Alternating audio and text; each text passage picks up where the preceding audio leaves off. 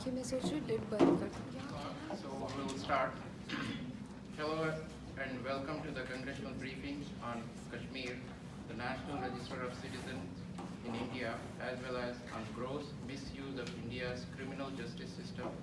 We have an impressive lineup of speakers today. As you are aware, a few hours ago, the Indian Parliament passed a black law that for the first time in the 72-year history of free India discriminates against its Muslim citizens. This is indeed a shocking development, but nothing is shocking anymore in India under Mr. Narendra Modi, the Prime Minister.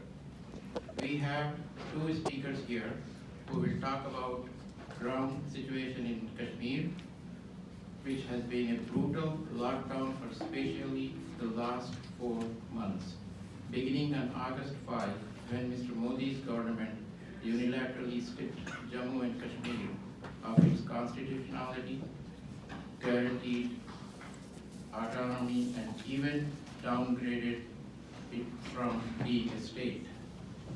There are said to be close to 1 million troops inside Kashmir today. Our first speaker, available on video, is Dr. Angana Chatterjee, who is a scholar from UCS. I am honoured to submit brief remarks before this distinguished panel.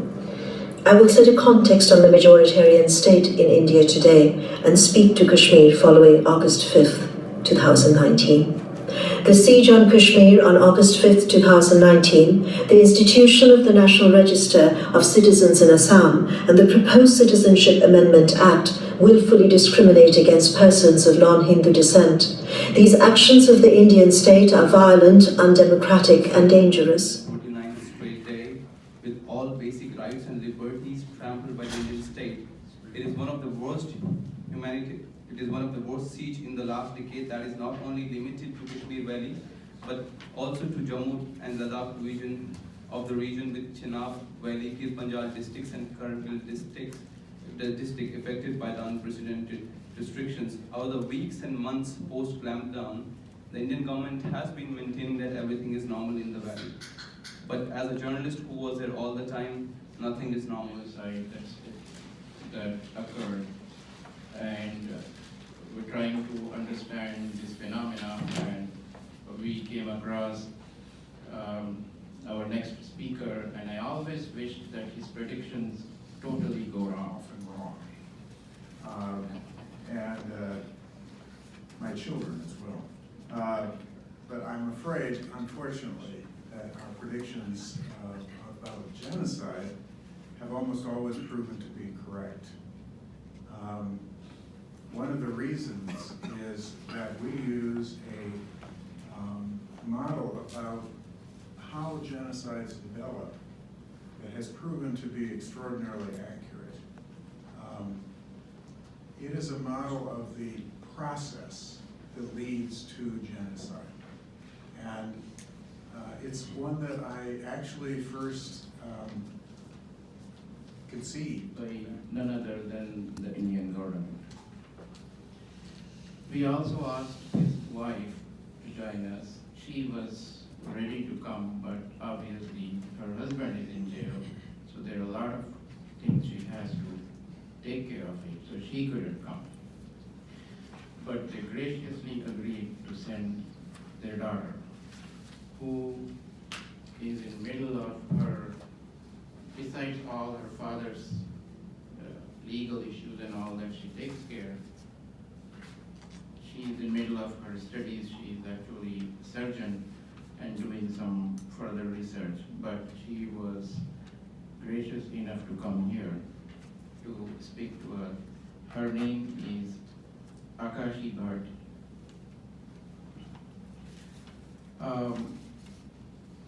Good afternoon.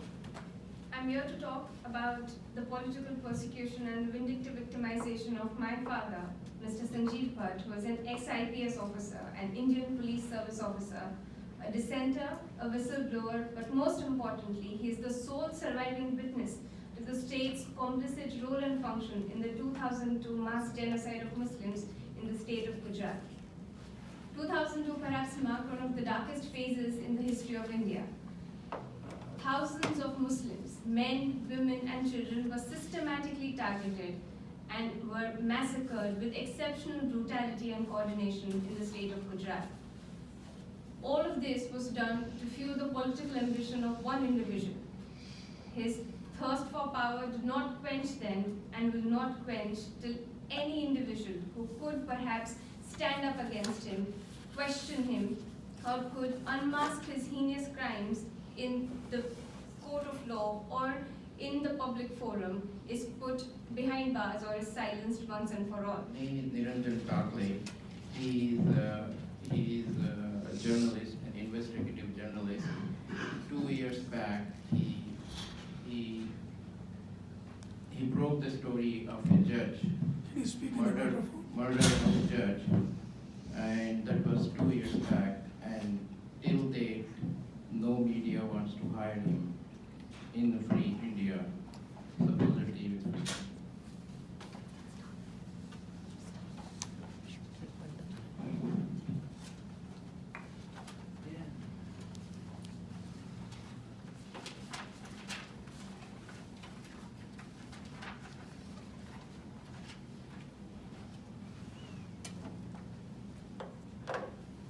You all have just now heard about Sanjeev Bhatt and the struggle that his family has been giving. You also heard the realities in Kashmir, and this is, it shows you what legislature has done to the Indian democracy through abrogation of Article 370 or NRC or CAB and so many draconian things. You also have heard what has happened to the executive when she was talking to you, Akashi. And I'm here to tell you about what happened to the judiciary. While working as an investigative journalist, had stumbled upon a story where this Judge Loya, was presiding over a case in which the present Interior or Home Minister of India, Amit Shah, also not in isolation, it was part of a chain of series of murders.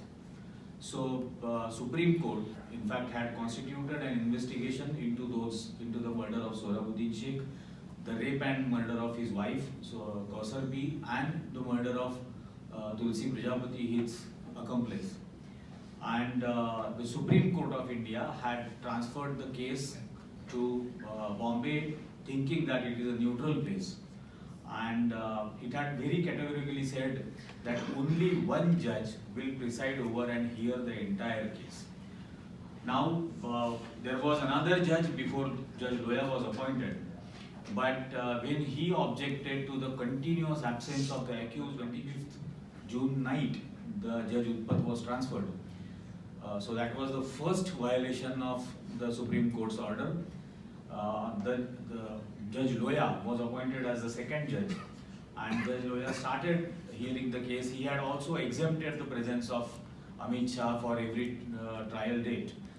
But he had made it clear that Amit Shah will have to remain present whenever he is in Mumbai. And on one day, Amit Shah was in Mumbai but didn't attend the case. So he again gave a date and mentioned that the accused will have to remain present.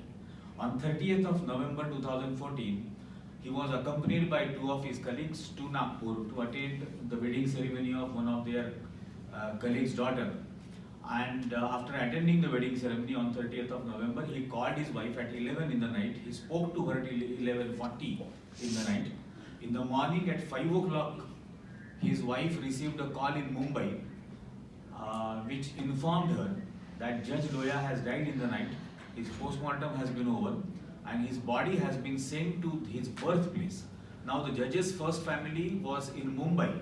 The two judges who had accompanied him to Nagpur also lived in the same colony. Neo-Nazi, whatever you want to call them, majoritarian governments now that are holding on to power or justifying their existence by demonizing the other and redefining citizenship on the basis of equality and non-discrimination. That's a non-negotiable.